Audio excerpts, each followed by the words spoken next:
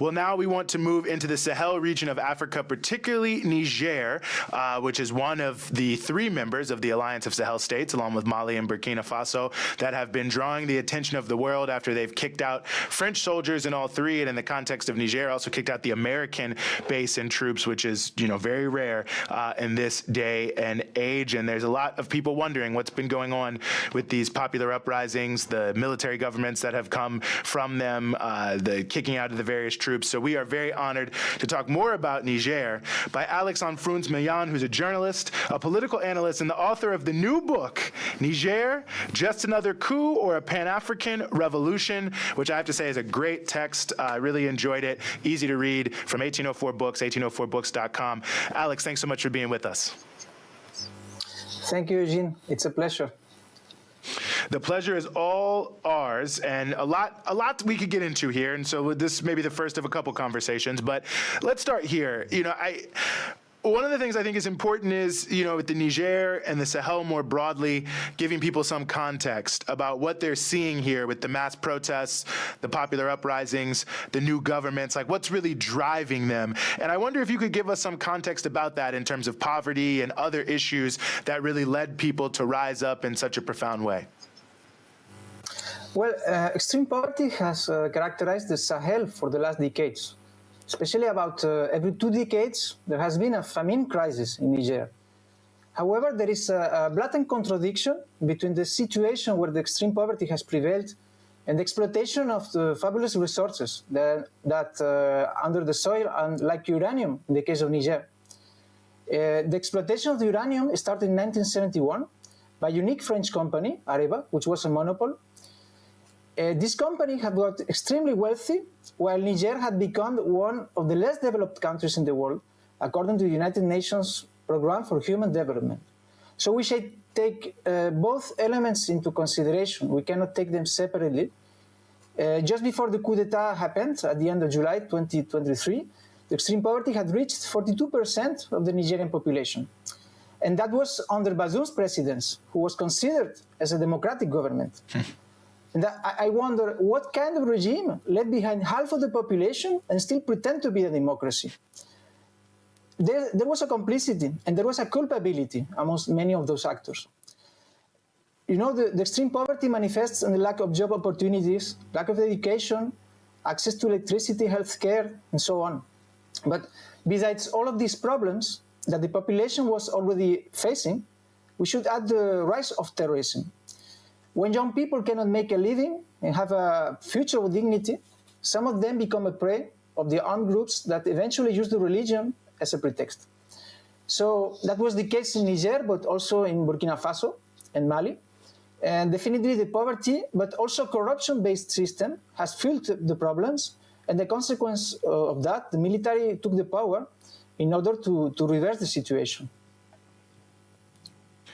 I'm really glad that you raised that issue, because so much of the conversation in the West, when Niger and Mali and Burkina Faso were kicking out the French troops, in the case of Niger, kicking out the U.S. troops, the drone base and everything, the focus was on terrorism and how these countries were, now going to basically collapse under terrorism because these Western armies have been playing such an important role.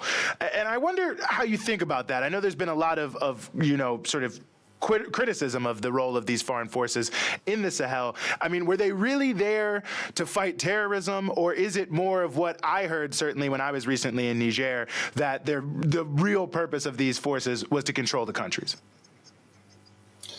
I think this is a speech that must be heard. Actually, on this point, the Malian government made a formal accusation against France that was addressed to the United Nations Security Council. It says that France had been fueling this phenomenon of terrorism instead of fighting against it. It's a strong accusation, and it deserves an investigation that still has to be made. In fact, this accusation is based on a contradiction. Since France's military intervention in Mali, 2012, the French military strategy has proven to be a failure. It has been admitted by the Major Chief of the French Army, who said that they must stay in the Sahel at least for 30 years more, which means until the year 2050. Of course, the African military officers in the Sahel have been confronted with the harsh reality of war on the ground. And that means also the lack of proper equipment, nor the modern weaponry that would have permitted them to defeat the terrorist groups.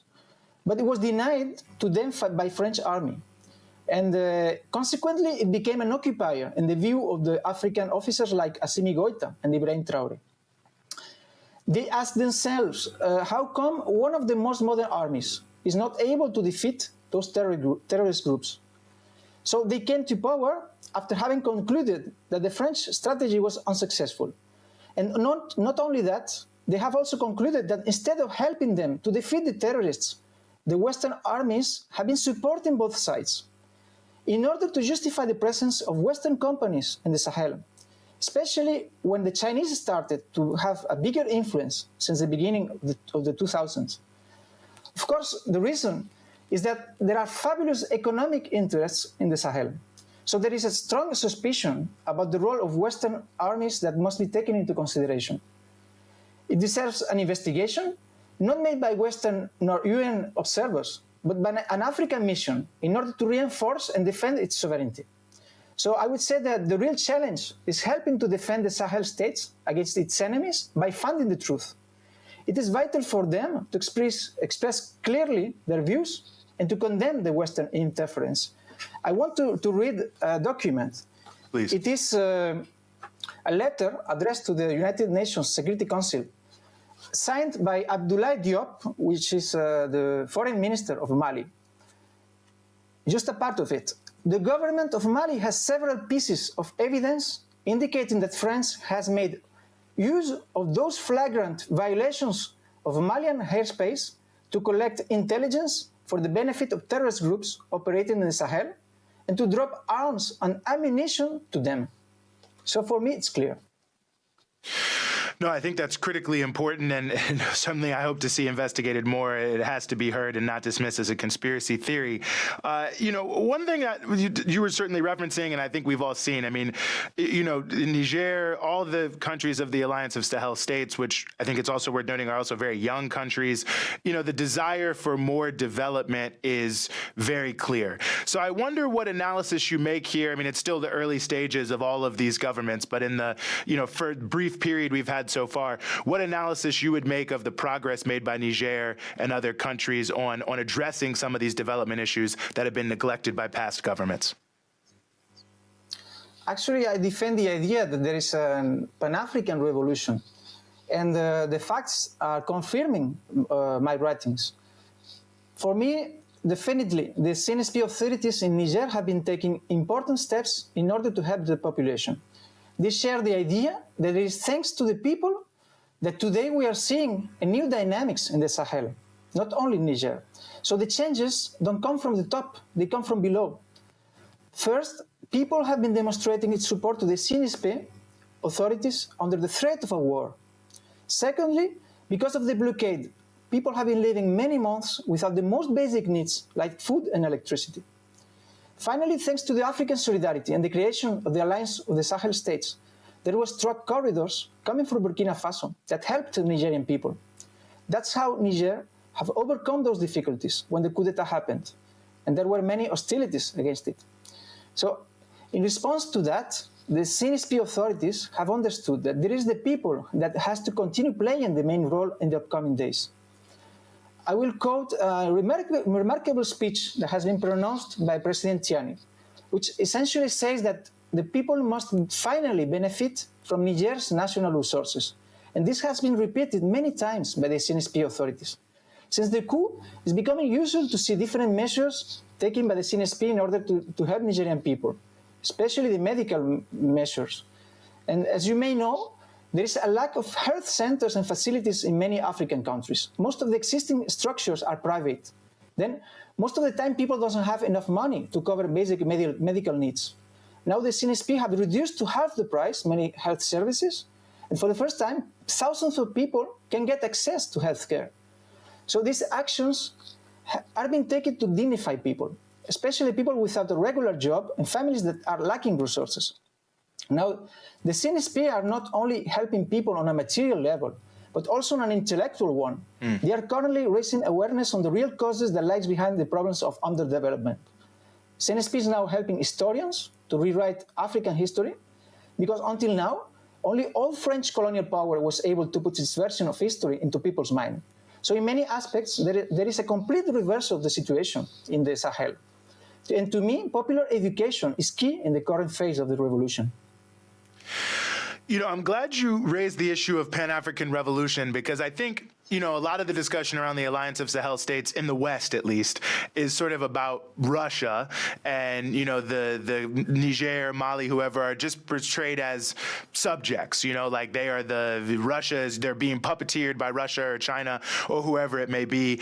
But I wonder if in this context of multipolarity that everyone's talking about, we should start to see the Alliance of Sahel states as a pole in and of itself, as an African pole that's emerging and offering its own contribution to the overall sort of world situation? In my view, the Sahel Pan-African revolution is defying the capitalist system.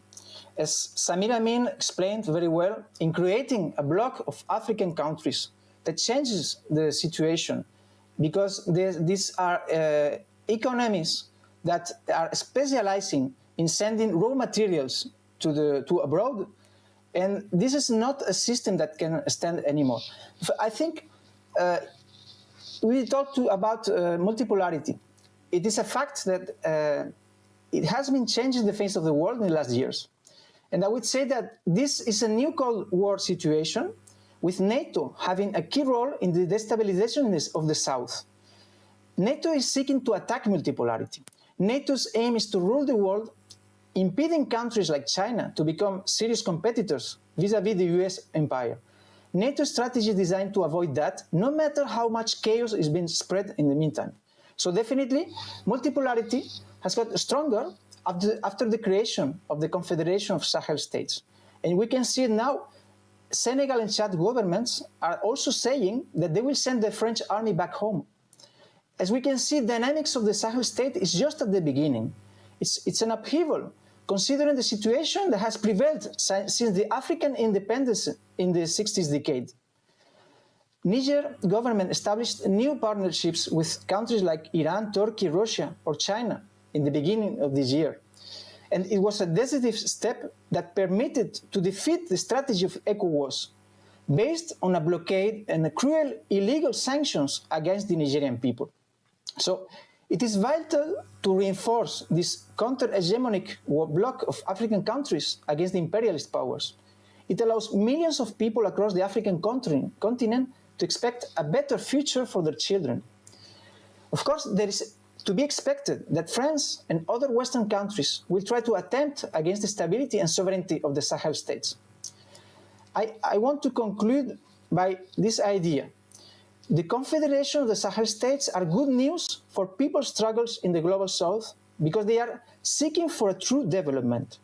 But it deserves also to be known in the North. José Martí, a guerrilla fighter against the Spanish colonialism, said, "People must know each other as if they were starting to fight a battle together." For me, this is so important. We have to know the history of Niger and the Sahel, because we have a lot in common. It is a common fight against capitalism, against neocolonialism and imperialism. So for me, it's very good news. Well, it's very good news for us that you wrote about it, and a fantastic book that you were able to write there, Alex. The Niger, Just Another Coup or a Pan-African Revolution. You can get it from 1804books.com. I'd tell you it's a short book. It's easily written. Anyone can read it, but it's filled with facts. If you're interested in Niger, the Sahel, you have to read it. Alex, thank you so much for joining us here on The Freedom Side.